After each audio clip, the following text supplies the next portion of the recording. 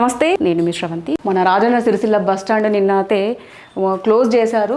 జిల్లా కేంద్రంలోని పాత బస్టాండ్లో గురువారం బల్దీ అధికారులు సీల్టు తొలగించే పనులు చేపట్టారు. ఈ క్రమంలో వారు హైదరాబాద్, కామారెడ్డి, సిద్దిపేట, ముస్తాబాద్ ప్లాట్ఫామ్పై ఉన్న దుకాణదారులు సామాగ్రిని తొలగించారు. ప్లాట్ఫామ్ కింద ఉన్న పెద్ద డ్రైనేజీలో పేరుకుపోయిన సీల్టును తీసే పనులు ప్రారంభించారు. డ్రైనేజీలో సీల్టు తీయడంతో ప్రయాణికులు, విద్యార్థులు ఇబ్బందులు పడ్డారు. బస్టాండ్ మూసివేయడంతో ప్రధాన రహదారిపై బస్సులు ఆగడం, వాహనాల రాకపోకలకు ప్రయాణికులు ఇబ్బంది పడ్డారు.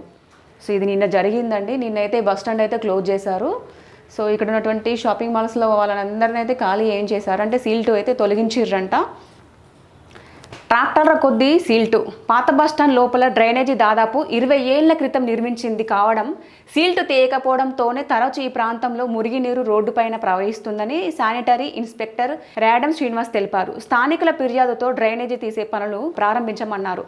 రద్దీ ఎక్కువగా ఉండే ప్రాంతం కాబట్టి ప్రజలు కొంత ఇబ్బంది పడ్డారని, డ్రైనేజీలో సీల్టు తీయడంతో ఈ ప్రాంతంలోని సమస్యలు తీరుతుందన్నారు.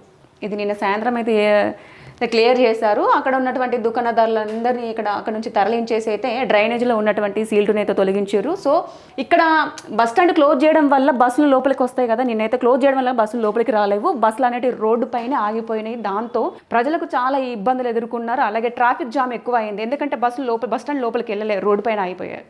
సో దాంతో ప్రజలందరూ, ముఖ్యంగా విద్యార్థులు, బయట సిరిసిల్ల పట్టణానికి వచ్చే ప్రజలు కూడా చాలా ఇబ్బందులు పడ్డారు.